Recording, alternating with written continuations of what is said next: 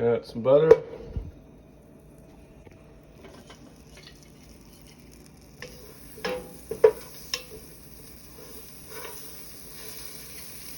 That on low.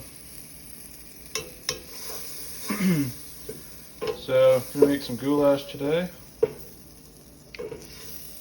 Just melt some butter. There's some freshly chopped yellow onions in. It's gonna be like a German goulash based off of the German army recipe. With some additions of my own, just from making it. So what I like to do is kind of throw it in a little early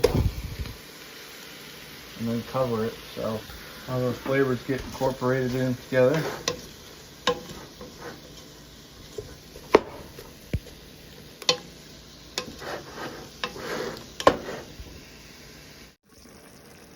Okay, so this is about the time when kind of got this like broth coming from the beef, the onions. This is gonna be like maybe for like small portions, like 6 people maybe. Definitely could feed hearty 4 people. So it's like almost like a squad size meal. Alright. Okay, so next I'm going to throw 5 beef bouillon cubes. It's 1 cup of water per cube. This is going to be like a stew soup mix, kind of like a thick soup. So throw those in. And then this is where I kind of deviate from the original recipe. I kind of have like the original recipe, the wartime one, and then just some other German goulash recipes that I've read in cookbooks mixed in with my own. So it usually wants you to put like a cup of wine in. I put quite a bit.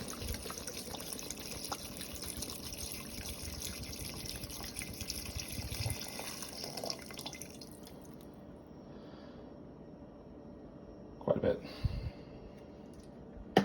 Let that simmer. Also, when I put my tomato paste in, I usually put the whole can versus like several tablespoons. So I'm gonna mix this up.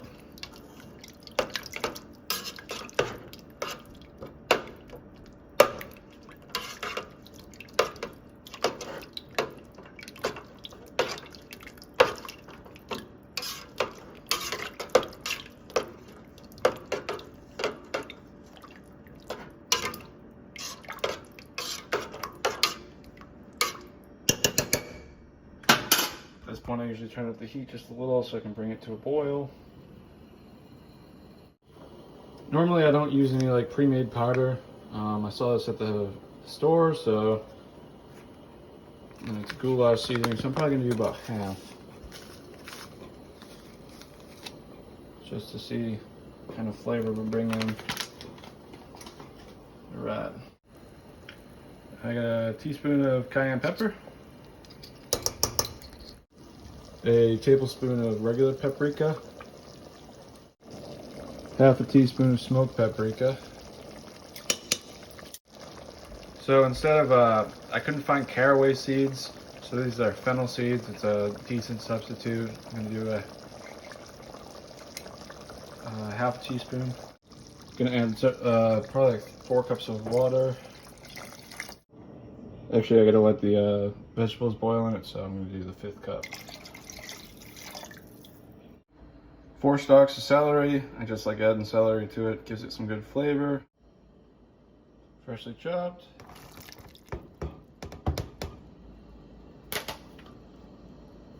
Alright. Start with 3 potatoes, and then if I need one more celery, I'll add as needed.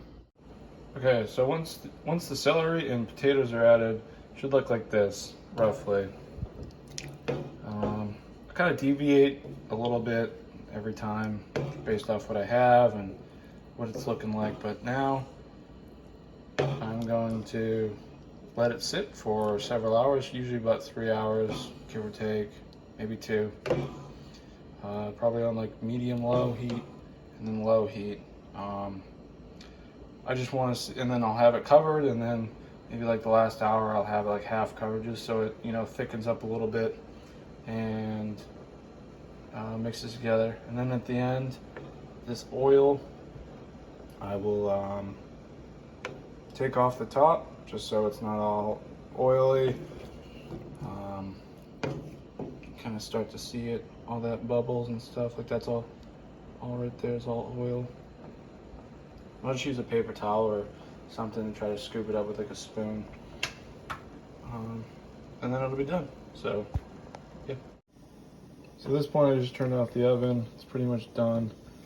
Now what I'm going to do is just take the oil off the top and we'll be ready to eat. Alright, so I did the best that I could with deglazing the oil out of it, so let's get some.